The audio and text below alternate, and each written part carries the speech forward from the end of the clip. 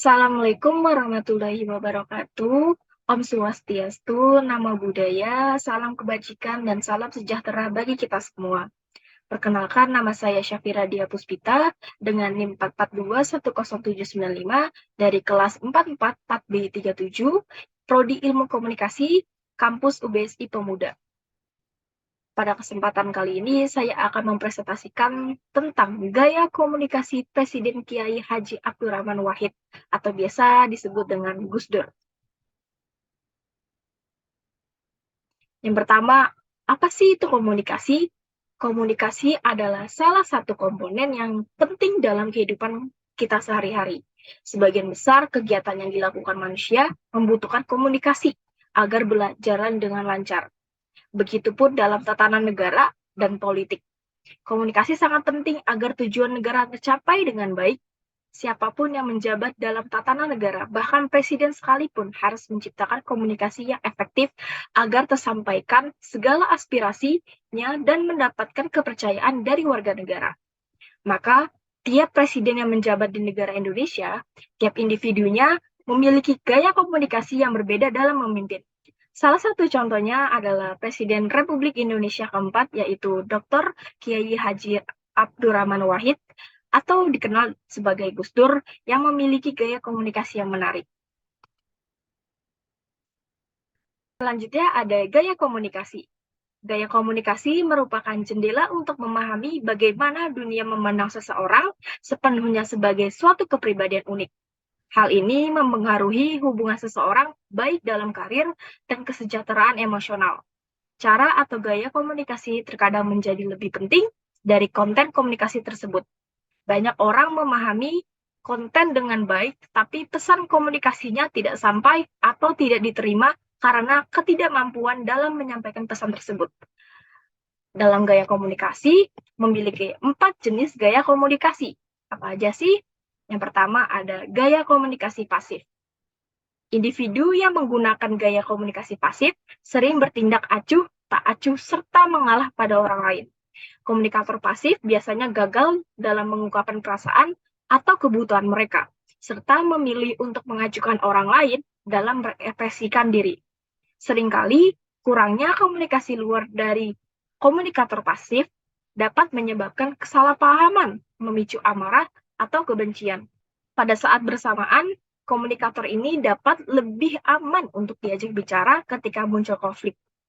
Karena kemungkinan besar komunikator pasif akan menghindar dari konfrontasi dengan orang lain. Ciri komunikasi pasif antara lain kurangnya kontak mata, gestur tubuh yang buruk, serta ketidakmampuan untuk mengatakan tidak. Komunikator pasif juga bertindak dengan cara dia menyatakan orang tidak mempertimbangkan perasaan saya. Namun, komunikator pasif pun dapat mudah bergaul karena mereka adalah tipe yang mengikuti orang lain serta mengikuti arus. Beberapa frasa yang akan digunakan oleh komunikator pasif diantaranya seperti, hal ini tidaklah penting, sebaiknya aku menghindar dari konflik, dan aku hanya ingin hidup damai. Yang kedua ada gaya komunikasi agresif. Gaya komunikasi agresif sering terlihat ketika seseorang berkomunikasi dengan cara yang agresif. Gaya komunikasi ini dapat terdengar, dilihat, dan bahkan mungkin dirasakan. Cara yang digunakan komunikator agresif saat berkomunikasi antara lain menggunakan kontak mata yang intens dan mendominasi, atau mengendalikan orang lain dengan menyalahkan, mengintimidasi, mengkritik, mengancam, atau menyerang. Komunikator agresif sering mengeluarkan perintah, mengajukan pertanyaan dengan kasar dan gagal dalam mendengarkan orang lain. Namun, komunikator agresif pun dalam beberapa momen tertentu dapat dianggap sebagai seorang pemimpin dan mendapatkan rasa hormat dari orang-orang di sekitar mereka. Beberapa contoh frasa yang digunakan oleh komunikator pasif diantaranya seperti, aku benar dan kamu salah. Ini semua salahmu. Dan aku akan menjalankan strategi ini apapun yang terjadi. Yang ketiga itu ada gaya komunikasi pasif-agresif. Gaya komunikasi pasif-agresif sering tampak pasif di permukaan, namun secara internal merasa tidak berdaya atau terjebak, sehingga membangun kebencian yang mengarah pada tindakan yang secara halus dan tidak langsung. Komunikator pasif-agresif akan bergumam pada diri mereka sendiri daripada menghadapi seseorang atau masalah. Mereka kesulitan mengakui kemarahannya, menggunakan ekspresi wajah yang tidak sesuai dengan perasaannya, dan bahkan menyangkal bila terjadi sesuatu masalah. Komunikator pasif-agresif kemungkinan besar berkomunikasi dengan bahasa tubuh atau kurang terbuka saat berkomunikasi dengan orang lain. Komunikator pasif-agresif pun dapat terlihat kooperatif, namun melakukan hal yang sebaliknya secara diam-diam. Pada akhirnya, komunikator pasif-agresif gagal untuk menyadari kebutuhan mereka, meskipun terkadang tetap berjuang menyarankannya. Contoh frasa yang digunakan oleh komunikator pasif-agresif antara lain, tidak apa-apa, namun jangan kaget ketika aku marah. Tentu, kami dapat melakukan hal-hal dengan cara yang Anda lakukan, sembari bergumam pada diri sendiri bahwa cara itu adalah cara yang tidak mungkin. Yang terakhir ada gaya komunikasi asertif. Gaya komunikasi asertif dianggap sebagai bentuk komunikasi yang paling efektif. Gaya komunikasi ini menampilkan hubungan komunikasi yang terbuka tanpa bersikap sombong. Komunikator asertif dapat mengekspresikan kebutuhan, keinginan, ide, dan perasaan mereka, sekaligus mempertimbangkan kebutuhan orang lain. Komunikasi asertif bertujuan agar kedua belah pihak menang dalam suatu situasi, menyeimbangkan hak seseorang dengan hak lainnya. Salah satu ciri komunikator asertif adalah penggunaan pernyataan "saya", seperti "saya merasa frustasi ketika Anda terlambat", atau "saya tidak suka harus menjelaskan hal ini secara berulang-ulang". Ini menunjukkan kepemilikan perasaan dan perilaku tanpa menyalahkan orang lain. Gaya komunikasi juga memiliki karakter, antara lain karakter orang terbuka atau ekstrovert. Orang dengan karakter ini lebih suka mengarahkan energi dan perhatian mereka terhadap dunia luar. Orang ekstrovert cenderung lebih mudah dipengaruhi oleh sekelilingnya dibandingkan kondisi sendiri. Minatnya terhadap situasi sosial juga kuat, suka bergaul, ramah cepat menyesuaikan diri, dapat menjalin hubungan dengan orang lain, walaupun ada masalah lebih suka bertindak dulu daripada berpikir. Yang kedua ada karakter tertutup atau introvert. Orang introvert memiliki pemahaman baik terhadap dunia, dalam diri mereka, fantasi, mimpi, dan persepsi yang bersifat individu. Orientasinya subjektif. Orang-orang ini akan menerima dengan selektif akan dunia luar. Karakter mereka cenderung menarik diri dari lingkungan, lemah dalam penyesuaian sosial, dan lebih menyukai kegiatan dalam rumah. Yang ketiga ada karakter intuitif. Karakter orang dengan tipe ini lebih mengutamakan hal yang tidak terlihat nyata, hal yang tidak dapat dilihat langsung oleh mata telanjang, mengumpulkan informasi dengan mengumpulkan dugaan dan firasat. Yang keempat ada karakter perasa. Tipe perasa lebih mengutamakan emosi daripada rasio, namun bukan berarti mereka tidak menggunakan rasio.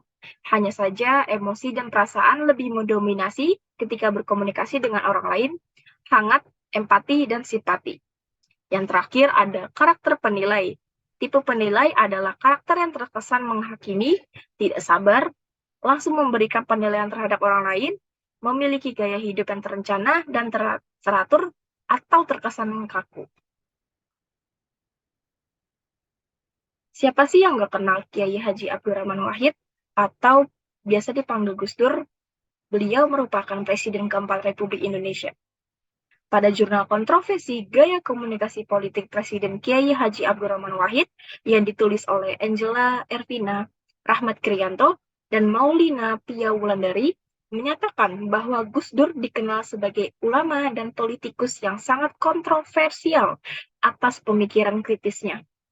Gus Dur juga dikenal sebagai kritikus pemerintah yang sangat konsisten. Padahal saat itu sangat sedikit orang yang memiliki keberanian untuk mengkritik pemerintah. Di balik sisi kritisnya, Gus Dur juga dikenal sebagai sosok yang baik di kalangan masyarakat Nahdlatul Ulama. Dikutip dari jurnal yang sama, ada beberapa contoh sikap kontroversi dan kritis yang dilakukan oleh Gus Dur. Yang pertama adalah dirinya menolak bergabung dengan Ikatan Cendekiawan Muslim Indonesia karena menurutnya memanipulasi politik Islam dan bahaya bagi perkembangan demokrasi Indonesia. Yang kedua, menganggap anggota DPR sebagai kumpulan siswa taman kanak-kanak. Yang ketiga, menggunakan kaos dan celana pendek ketika pemakzulan sebagai presiden. Yang keempat, pembubaran Departemen Sosial dan Penerangan. Yang kelima, menyembangi Soeharto setelah lengser. Yang keenam, mengusulkan agar ketetapan Majelis Permusyawaratan Rakyat atau TAP MPRS nomor 25 tahun 1966 tentang Partai Komunis Indonesia atau PKI untuk dihapus. Yang ketujuh ada memecat Yusuf Kala dan Laksamana Soekardi. Yang kedelapan, mengeluarkan dekret pembubaran parlemen. Dilihat dari jurnal tersebut, menurut saya Gus Dur memiliki gaya komunikasi agresif. Karena pembawaan dan caranya berpikir sangat kritis dan to the point terhadap suatu hal yang menurutnya tak benar. Dirinya juga tak kenal takut untuk mengkritik hal-hal yang tak sejalan dengan semestinya dan mengedepankan kepentingan negara dan warganya.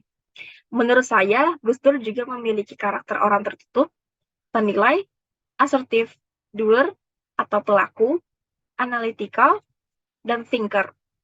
Hal itu didukung dengan kritisnya cara berpikir dan langsung mengutarakan apa yang salah tanpa basa-basi. Hal-hal yang diutarakan pun juga adalah hasil analisis dari pemikiran kritisnya dan demi kepentingan kemajuan negara. Sekian dari saya, kurang lebihnya mohon maaf. Wassalamualaikum warahmatullahi wabarakatuh.